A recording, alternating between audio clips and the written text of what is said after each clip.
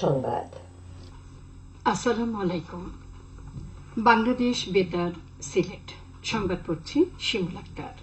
সিলেটে 2 দিন থেকে বৃষ্টিপাতের পরিমাণ কমলেও আগামী 10 দিন সিলেট এবং আশেপাশের এলাকায় প্রতিদিনই থেমে থেমে বৃষ্টি হবে বলে জানিয়েছে আবহাওয়া অফিস। তারা জানায় 18 জুলাই পর্যন্ত বৃষ্টিপাতের তীব্রতা কমে গরমের অস্বস্তি বোধ থাকবে। 19 তারিখ থেকে আবার একটি নতুন স্কেল শুরু হয়ে বৃষ্টিপাতের তীব্রতা আস্তে আস্তে করে বাড়তে পারে। মাস জুড়েই এমন বৃষ্টি থাকবে। এতে চলমান বন্যা পরিস্থিতি আরও দীর্ঘায়িত হওয়ার শঙ্কা থেকে গেছে। এদিকে গত কয়েকদিনে বৃষ্টির পরিমাণ কমে গেলেও দীর্ঘায়িত বন্যায় পানিবন্ধী মানুষদের দুর্ভোগ বেড়েছে। নিরাপদ খাদ্য, বিশুদ্ধ পানি, গোখাদ্য, নিরাপদ স্যানিটেশনের সংকট দেখা দেওয়ার পাশাপাশি শিশুদের ডায়রিয়া সহ পানিবাহিত নানান রোগ দেখা দিয়েছে।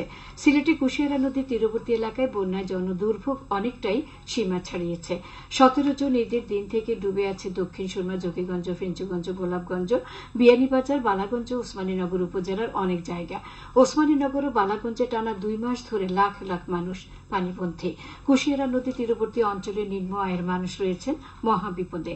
এছাড়া সিলেট নগরের 25, 26, 27, 32, 40 ও 42 নম্বর ওয়ার্ড সহ গোটা দক্ষিণ সুরমা এখনো জলাবদ্ধতার কবল থেকে মুক্ত হয়নি। এই উপজেলার অবস্থান কুশিয়ারা নদী অববাহিকায়। বৃষ্টির পরিমাণ কমায় সুরমা অববাহিকায় কিছু অঞ্চলে বন্যা পরিস্থিতির উন্নতি হলেও কুশিয়ারায় এখনো অনেক জায়গা জলমগ্ন রয়ে গেছে।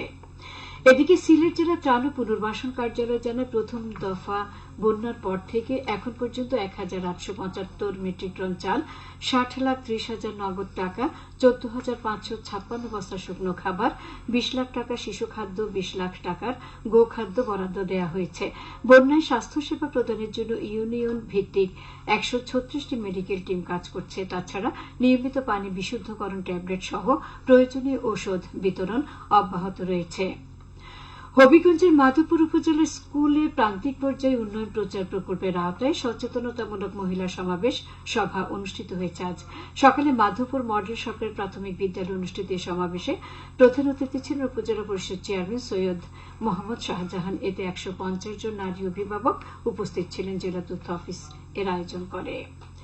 মৌলভীবাজারের কমলগঞ্জ উপজেলার পতনুসার শহীদনগর বাজারে বিনামূল্যে চক্ষু শিবির অনুষ্ঠিত হয়েছে আজ সকাল 10টা থেকে দুপুর 2টা পর্যন্ত অনুষ্ঠিত এই শিবিরে প্রধান অতিথি ছিলেন পতনুসার ইউনিয়ন পরিষদ চেয়ারম্যান অলি আহমদ খান। এতে প্রায় 500 রোগীকে সেবা প্রদান করা হয় এবং 75 জন বাছাইকৃত ছানি পড়া রোগীকে বিনামূল্যে অপারেশনের জন্য মৌলভীবাজার বিএনএসবি চক্ষু হাসপাতালে পাঠানো হয়। এছাড়া প্রায় 100 জন রোগীকে চশমা বিতরণ করা হয়। মৌলভীবাজার চক্ষু হাসপাতালের চিকিৎসক ইমরান আহমেদ, অঞ্জন রায় দেবনাথ ও মুজাহের হোসেন এতে চিকিৎসা সেবা প্রদান করেন। বিএনএসবি মৌলভীবাজার চক্ষু হাসপাতালের সহযোগিতায় গ্রাম বাংলা সমাজ কল্যাণ পরিষদ এর আয়োজন করে। হবিগঞ্জের চুনারুঘাট পৌরসভার 4 নম্বর ওয়ার্ডের হাতুন্ডা থেকে বড়াইল পর্যন্ত রাস্তা পাকাকরণ ও গাইডওয়াল নির্মাণ কাজ শুরু হয়েছে। আজ সকালে পৌর মেয়র সাইফুল আলম রুবেল এ কাজের উদ্বোধন করেন। পৌর প্রকৌশল বিভাগ প্রায় 1,15 লাখ টাকা ব্যয়ে আরসিসি ঢালাইয়ের এই রাস্তা ও গাইডলাইন নির্মাণ করছে। মৌলভীবাজারের কমলগঞ্জ উপজেলায় মৌলভীবাজার শমশেরনগর চাতলা চেকপোস্ট সড়কে চৈত্রঘাট এলাকায় ধলাই নদীতে গার্ডার ব্রিজ নির্মাণ কাজ এগিয়ে চলছে। এ পর্যন্ত কাজের প্রায় 20 ভাগ সম্পন্ন হয়েছে। এতে ব্যয় ধরা হয়েছে 22,39 লাখ টাকা। সড়ক ও জনপথ বিভাগ এর বাস্তবায়ন করছে। হবিগঞ্জের মাধবপুর উপজেলার তেলিয়াপাড়া চা বাগানে চা শ্রমিকদের মধ্যে 300 রেইনকোট বিতরণ করেছেন সংসদ সদস্য সৈয়দ সাইদুল হক সুমন। গতকাল সকালে তিনি এসব রেইনকোট বিতরণ করেন। এ সময় বাগান ব্যবস্থাপক, বাগান পঞ্চায়েত সভাপতি ও সাধারণ সম্পাদক এবং ভেলির নেতৃবৃন্দ উপস্থিত ছিলেন।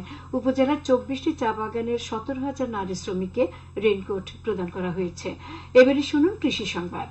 হবিগঞ্জের মাধবপুর উপজেলার কৃষি সম্প্রসারণ দপ্তরের উদ্যোগে 1200 কৃষকের মাঝে প্রণোদনা হিসেবে বীজ, সার, ভুট্টা মাড়াই যন্ত্র বিতরণ করা হয়েছে। গতকাল সকালে সংসদ সদস্য সৈয়দ সাইদুল হক সুমন এগুলো বিতরণ করেন। অনুষ্ঠানে উপজেলা প্রশাসনের কর্মকর্তা, রাজনৈতিক নেতৃবৃন্দ, সাংবাদিক, শিক্ষক ও শিক্ষার্থীগণ অংশগ্রহণ করেন। সবশেষে আবহাওয়া। সন্ধ্যা 6টা পর্যন্ত পূর্বাভাসে বলা হয়েছে সিলেট সহ পার্শ্ববর্তী এলাকায় দক্ষিণ দক্ষিণ পূর্ব দিক থেকে অস্থায়ীভাবে ঘন্টায় সর্বোচ্চ 60 কিলোমিটার বেগে দমকা থেকে ঝোড়ো হাওয়া বয়ে যেতে পারে। সেই সঙ্গে হতে পারে বৃষ্টি অথবা বজ্রসহ বৃষ্টিপাত। এসব এলাকার নদীবন্দর সমূহকে 1 নম্বর সতর্কতার সংকেত দেখিয়ে যেতে বলা হয়েছে। আজ সিলেটে সূর্যোদয় হয়েছে সকাল 5:12 এবং সূর্য অস্ত যাবে সন্ধ্যা 6:45। সংবাদ শেষ হলো। আমাদের পরবর্তী স্থানীয় সংবাদ প্রচারিত হবে সন্ধ্যে 7টায়।